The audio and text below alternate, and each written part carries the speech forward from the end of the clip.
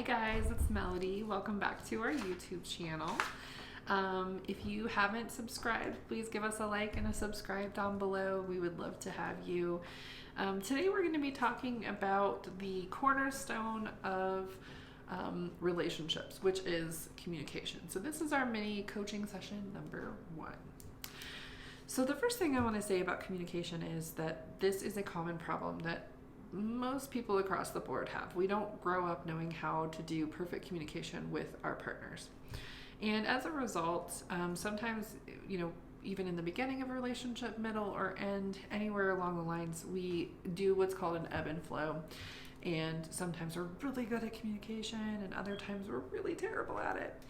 And so I'm going to give you a tip on how to re-up your communication, so to speak. If you feel like things have not been going well, you are nitpicking at each other, you're fighting, your communication isn't good, you're not connecting, these are all kind of signs that your communication has kind of waned and that you need to re-up it and kind of redo your communication with each other. So there's a famous scientist called John Gottman, and he talks about the 4 best predictors of divorce. And I'm going to talk about this because these are really important when it comes to communication. So the first one that I'm going to talk about is criticism. And criticism is a nasty little demon. Sometimes when we are not feeling okay ourselves, we tend to criticize our spouse and we nitpick at every little thing that they do. And the hard part about that is they start to feel less than or not good enough, and they start to kind of give up, not want to talk to us, not want to connect to us. And obviously that's a problem in the relationship. So with criticism, it's really important that we build a culture of appreciation. And so although we all have flaws and we all have problems, we also have to recognize the good things that our spouse does. And so it's really important for you to be balanced. And just like you would catch your kids doing something good, you need to catch your spouse doing something good too. Did they clean the kitchen? Did they, do something, take out the trash? Did they help you out? Did they run a bath? Did they run an errand for you? Even those little things can definitely help them feel appreciated. Another fun little thing that I have told couples to do, which I think is really, really fun, is if you get one of those sticky cards or sticky notes, and you start writing things that you really love about your spouse. So for instance, you might love their smile. And so you're going to write on the sticky note, I love your smile.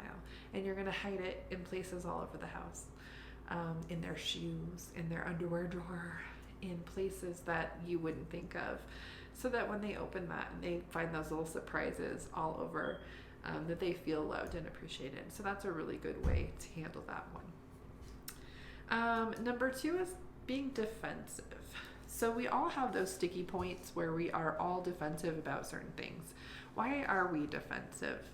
Most of the time it's because we feel like there's a grain of truth in what someone is saying to us. Not all the time and not all truth, but a little bit. And so we're defensive because we don't really want to believe that the thing we're being called out on is actually something that we do. But the part that is not so great about that is that when we become defensive, then we take away our ability to accept ownership for the things that we are doing.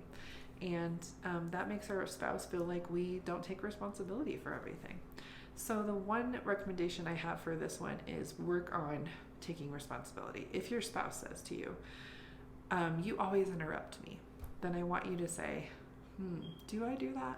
I probably do that a lot. Okay, well, let me take ownership for that. And taking ownership looks like, I am really sorry. I do have a problem with interrupting. I will really try to work on that. Okay, so that's one thing that you can do.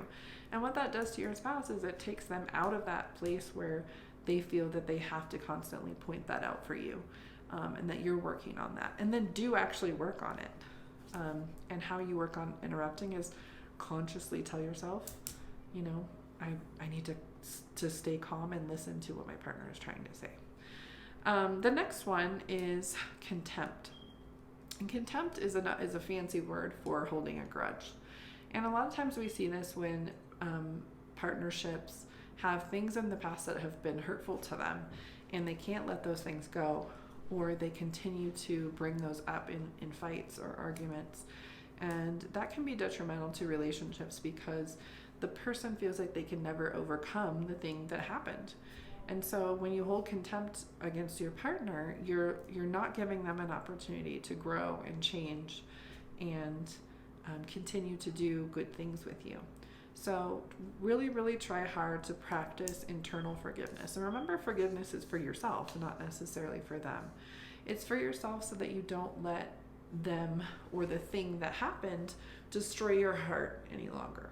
Okay, so that's really important. And then number 4 is what we would call stonewalling. So stonewalling is also a fancy term for shutting down or avoidance. And the reason why this one is really toxic is because if you're shutting down and you're avoiding, you're not talking. And I'm more concerned about couples who are not talking than couples who are actually fighting. When you're fighting, I know that you have something to fight for. When you're not fighting, then it makes me think, oof, this couple is in really big trouble. So the antidote to stonewalling is self-soothing. And self-soothing looks like finding something to do, coloring, taking deep breaths, going for a walk, meditation, anything like that that would calm you down or keep you from re-engaging into a fight or an argument. The reason why these 4 things are considered the 4 best predictors of divorce is because if couples continuously do these things over and over and over again and can't recover, then that leads to them getting a divorce. And as a relationship coach, I try to really hard to start out with this concept so that couples know that that's not what we want. We want you guys to stay together. If you're invested, we're invested, and we want to teach you a better way to cope with things. So that's tip number 1, or mini coaching session number 1. I hope you guys enjoyed it.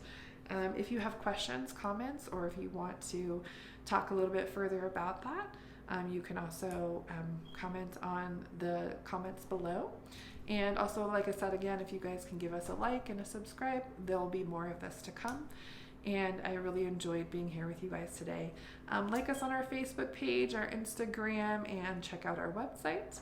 And we will be back with you in a little while for mini coaching session number